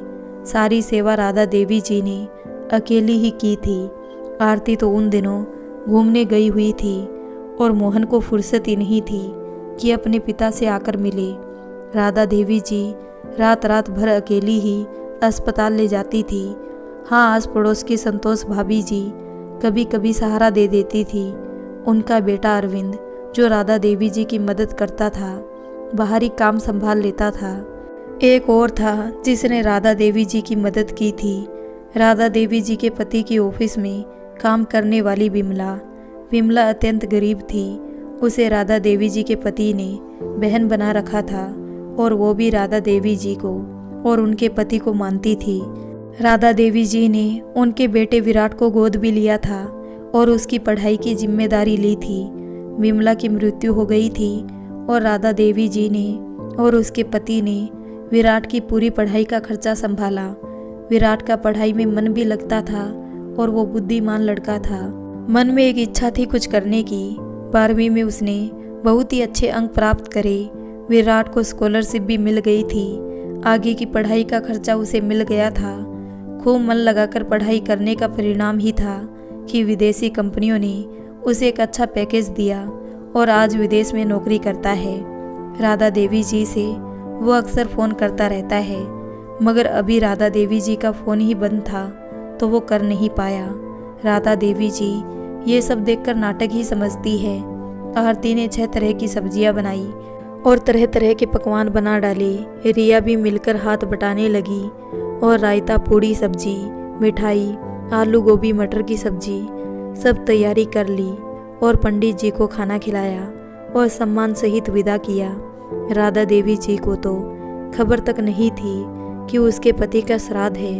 दरअसल आरती मोहन इसमें भी अपना नाम करवाना चाहते थे कि राधा देवी जी को कुछ पता नहीं है, हम ही करता धरता है। अब तो आस पड़ोस की भाभियां आकर आरती की ही तारीफ कर रही है। पड़ोसिन गुप्ता कहती है, आरती तुम सेवा भाव के साथ साथ धार्मिक सोच वाली औरत हो। एक बात बताओ, तुम्हारी सास को पता नहीं है कि उसके पति का दिन है? आरती बोली, वो इन सबको नहीं मानती है। मैं तो धार्मिक हूँ, मैं तो इन सबको मानती ही हूँ। मेरे तो श्राद्ध जरूरी है, नहीं तो दोष लगता है। राधा देवी जी क्या जवाब देती? वो जानती है कि इस कोर्ट में अब वो मुजरिम घोषित हो चुकी है। अब उनको कोई नहीं बचा सकता। जिस कोर्ट में एक तरफा ही सुना जाए तो अब क्या कर सकते हैं। जीत तो झूठ की होकर रहेगी, इसलिए वो चुपचाप कमरे में जाकर सो जाती है। वो असमर्थ होती है। बुजुर्ग हो जाने के बाद और उनका खुद का मकान नहीं होने के कारण वो तो मेहमान ही थी। अब वो क्या कर सकती थी? जो करता धरता थे वो आरती मोहन ही थे। आरती रिया से कहती है, पता है तुझे, इनके बड़े भैया को तो होश ही नहीं है कि श्राद्ध क्या होता है, कौन सी चिड़िया का नाम है। घर जमाई है, घर जमाई। कुटिल हंसी हंसते हुए कहती है। मोहन भी आरती की भाषा बोलता है। हाँ भैया तो पता नहीं विलुप्त हो गए हैं, उनको तो हमसे कोई लेना देना नहीं है। मम्मी को कहाँ पूछते हैं, बेचारी हर पल उनकी याद में रोती है, मगर वो उनको ससुराल वालों से फुर्सत नहीं है। इतना क्या ससुराल में लीन हो जाना, भैया ऐसे निकल जाएंगे, ये हमने सोचा ही नहीं था। कलयुग है, कुछ भी हो सकता है। संस्कारों की कमी रखी है मम्मी ने। आरती बोली, बिल्कुल, मम्मी जी ने संस्कार नहीं सिखाए भैया को। हमारी मम्मी इन चीज़ों में आगे रही है। शुरू से ही हम सब बच्चों में प्रेम डाला है। मिल बांट कर खाओ, एकता से रहो। यहाँ पर ही ये सब देखा है, हमारे वहाँ तो ऐसा नहीं होता। क्यों रिया? अपनी मम्मी की तो बात ही अलग है। आरती को अपनी मम्मी पापा, दादा दादी, भाई, अपने शहर का बात बात में प्रचार करने की आदत थी। हर बात में अपनी मम्मी को बीच में लाना उनके लिए ज़रूरी था। राधा देवी जी को हर बार सुनना ही पड़ता है। आरती और मोहन ने तो ठान लिया है कि बोलेंगे तो व्यंग ही बोलेंगे, बात करेंगे तो ऐसी तीखी चुभती ही करेंगे। वरना नहीं करेंगे। आए दिन लोगों के सामने राधा देवी जी की बेइज्जती करने की ठान ली थी।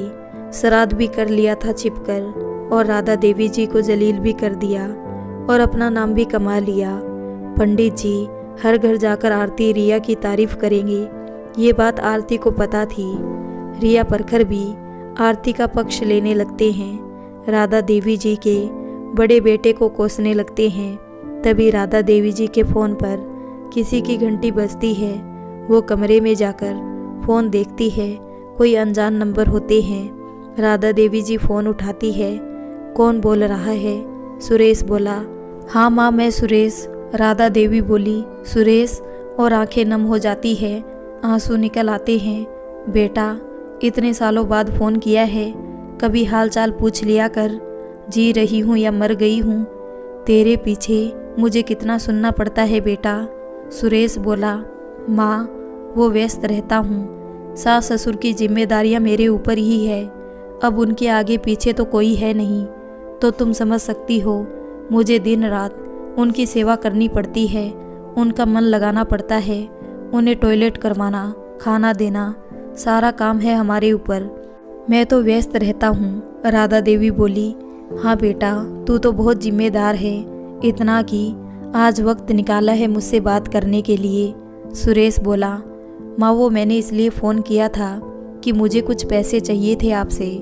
राधा देवी ने कहा, बेटा, मेरे पैसों का तो खुद पता नहीं रहता मुझे, मैंने तो सब आरती को ही सौंप रखे हैं। इतना सुनते ही सुरेश फ़ोन कट कर देता है।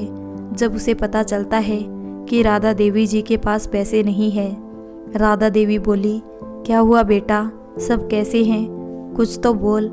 सुरेश, सुरेश।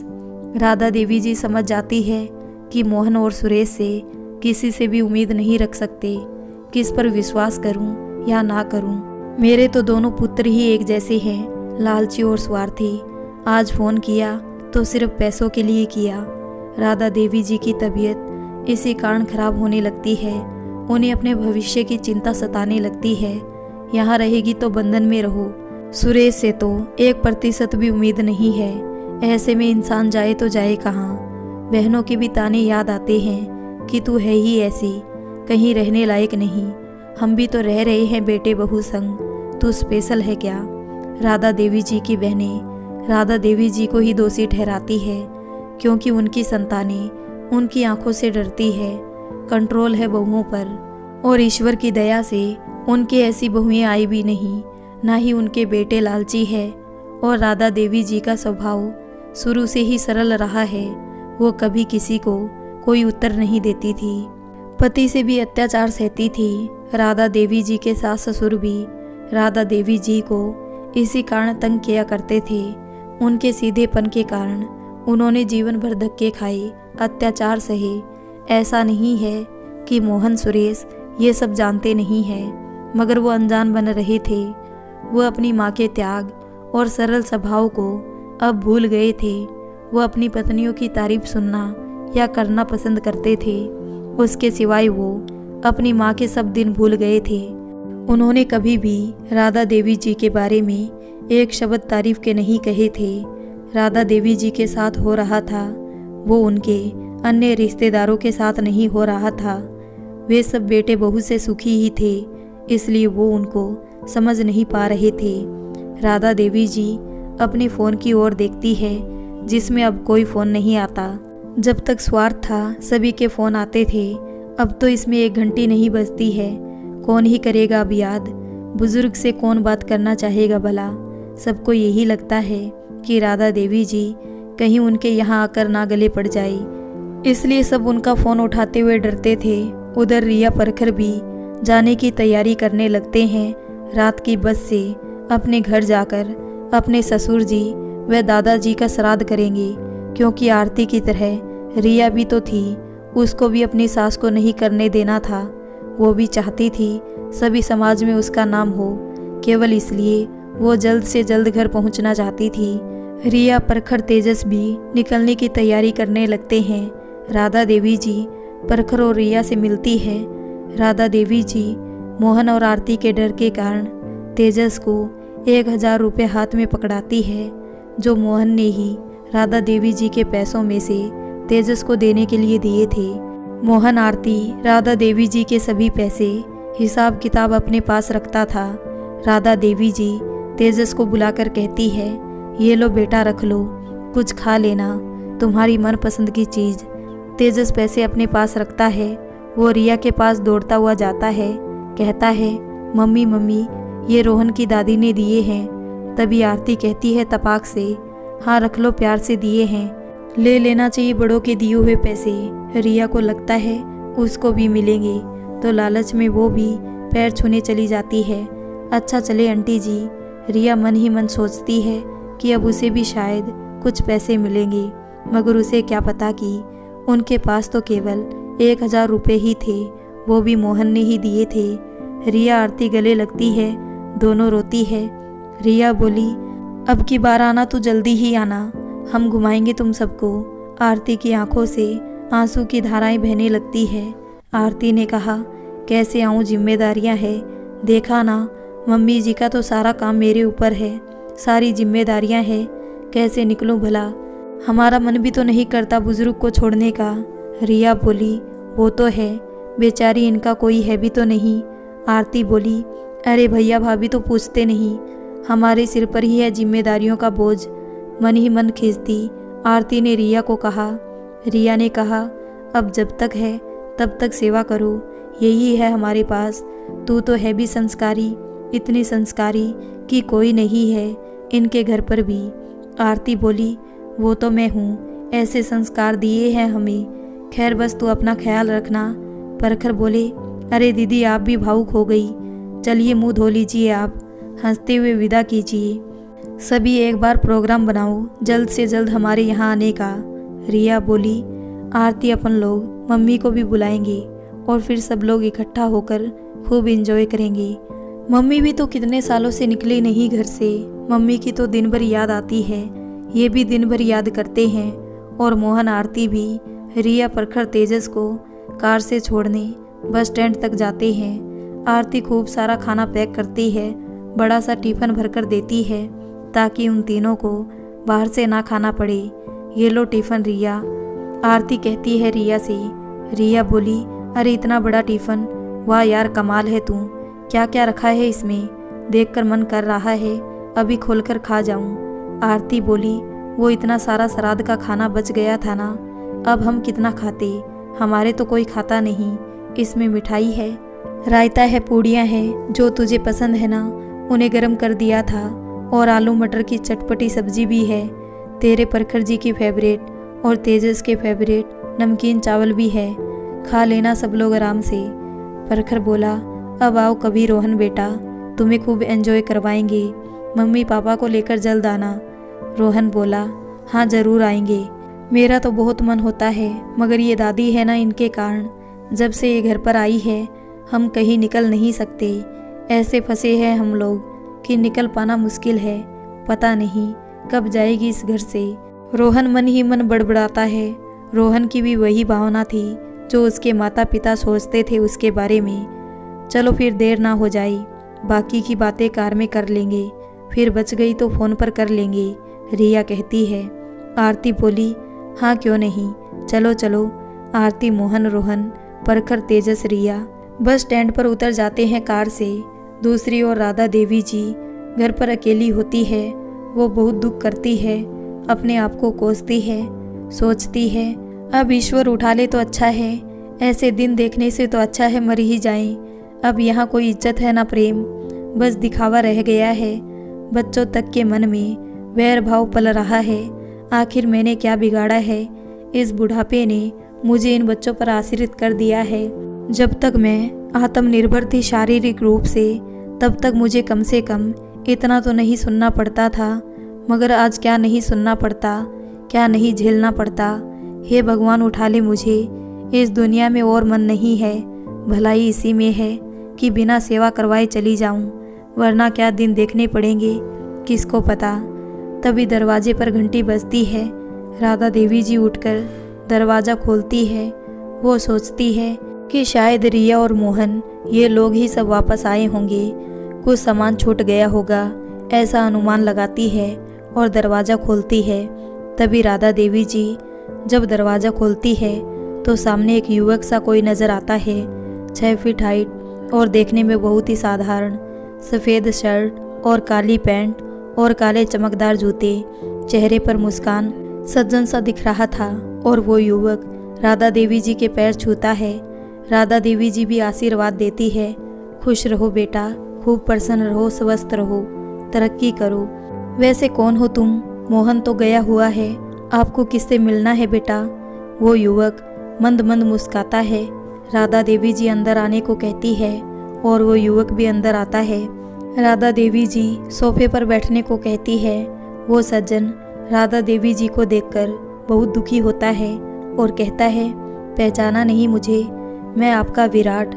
राधा देवी जी के खुशी के मारे आंसू निकल आते हैं। विराट, तुम इतने बड़े हो गए हो, तुम तो पहचान में नहीं आ रहे। मुझे तो आजकल बेटा कुछ याद नहीं रहता, इतने सालों बाद देख रही हूँ। विराट की महंगी सी गाड़ी नीचे खड़ी होती है। विराट बोला, बहुत पहले से आपकी खोज कर रहा था, हर जगह पता करने की कोशिश की। पुराने मकान में गया था, तब किसी ने बताया कि आपका यही एड्रेस मिला और पता चला कि आप यहाँ रहने लगी हैं। तो फिर इसी शहर में आया आपको ढूंढता हुआ। यहाँ भी बड़ी मुश्किल से पता किया एड्रेस, बस मिलने चला आया। आपका प्रेम स्नेह मुझे आप तक खींच लाया। राधा देवी जी बोली, मुझे यकीन था तुम एक ना एक दिन आओगे। कहाँ हो, कैसे हो, कुछ बताओगे या नहीं? विराट बोला, मैं बिल्कुल ठीक हूँ, आपके आशीर्वाद से। आप लोग नहीं होते तो मैं कुछ नहीं होता। कहिए आप कैसी है, कैसी कट रही है आपकी ज़िंदगी? ये सब सुनकर राधा देवी जी के आंसू झलक पड़े। विराट से मिला प्यार व अपनापन देख वो रोने लगती है, उनकी घुटन बाहर आने लगती है। ऐसा होता है ना कि जब हम दुखी होते हैं, किसी के अपनेपन को देखकर उसके सामने हमारा हृदय पिघल जाता है। बस कोई अपना हो इस भीड़ में। इंसान अपनेपन का भूखा है, लाख छुपा कर रखे हम अपने गम, मगर वो गम बाहर आ ही जाते हैं। मनुष्य का स्वभाव ही ऐसा है, अपनी भावनाओं पर काबू नहीं रख सकते। विराट गले लगाकर उनको संभालने लगता है। वो राधा देवी जी की स्थिति देखकर सब कुछ समझ जाता है। माँ, आप रोइए मत, सब ठीक हो जाएगा। मैं लेने आया हूँ आपको, आप मेरे साथ रहेंगी मेरे घर पर। मुझे मालूम था कि आप यहाँ सही नहीं है और मैं आपको ऐसी अवस्था में रहने भी नहीं दूंगा। जो प्यार आपने मुझे दिया है उसकी कीमत तो मैं कभी नहीं चुका सकता।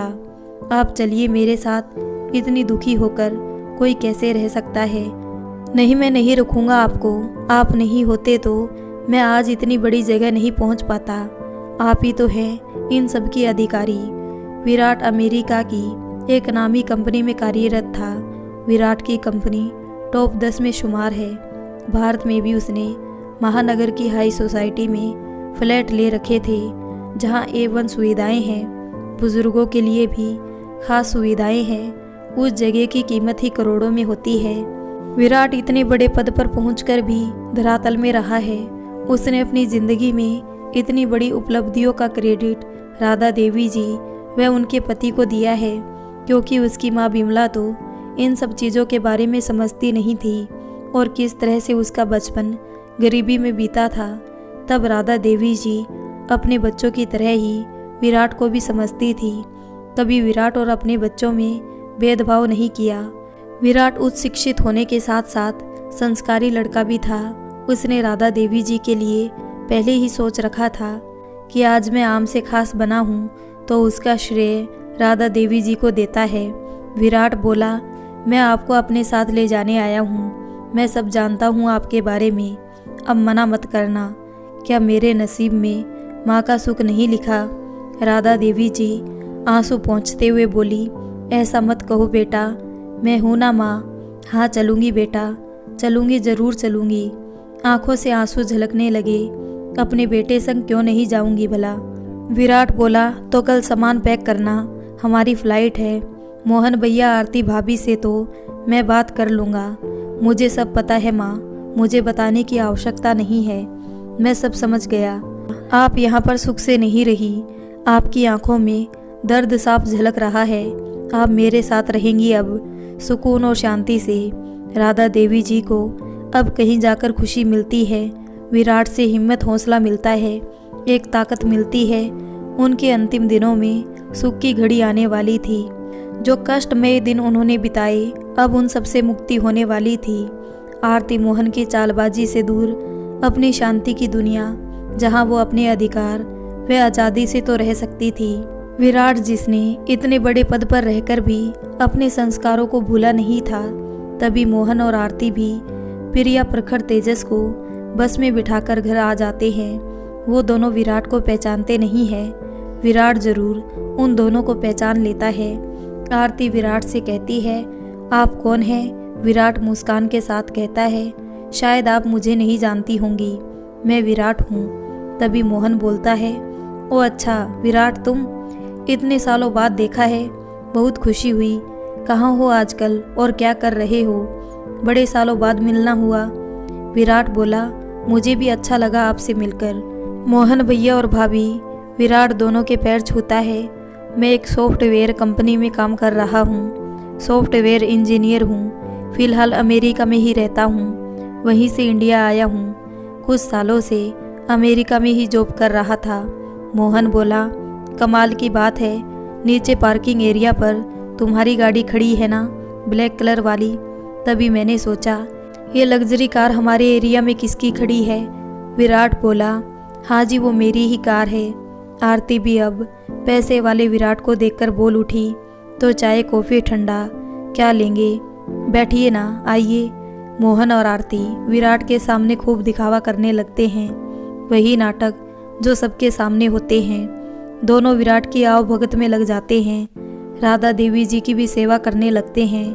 विराट को मोहन और सुरेश के बारे में पहले ही सब कुछ मालूम होता है, बाकी कुछ राधा देवी जी की स्थिति देखकर भांप लेता है।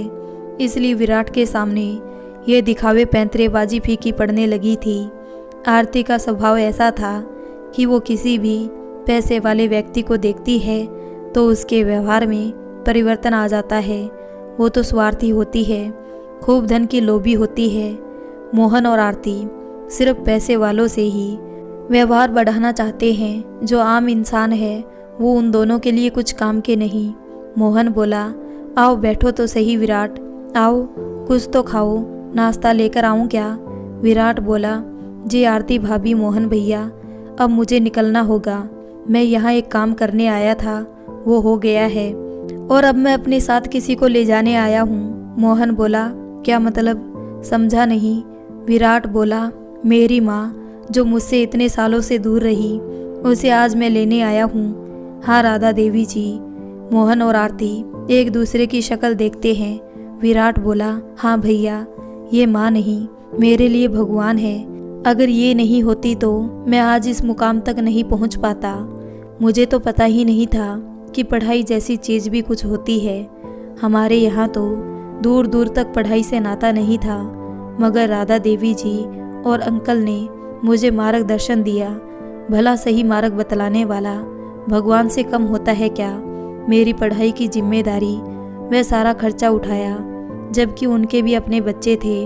लोग तो अपने बच्चों से अलग किसी और के बच्चों के लिए कहाँ सोच पाते हैं, लेकिन अंकल और राधा देवी जी ने मेरी पढ़ाई कभी रुकने नहीं दी। हमारे घर ही नहीं, समाज में भी पढ़ाई के बारे में कोई कुछ जानता ही नहीं था। और आज मैं जो कुछ भी हूँ, थोड़ा बहुत जो मैंने अचीव किया है, इन्हीं से प्रेरित होकर उन सैकड़ों गरीब बच्चों की पढ़ाई की जिम्मेदारी मैं लूँगा। उसके लिए मैंने एक निजी संस्था बनाई है। जो बच्चे आर्थिक रूप से कमज़ोर हैं, उनकी पढ़ाई का खर्चा हम उठाएंगे, और वो संस्था का नाम होगा राधा देवी जी और इनके पति धर्मवीर जी के नाम पर। यह सुनकर आरती मोहन की आंखें फटी की फटी रह जाती है।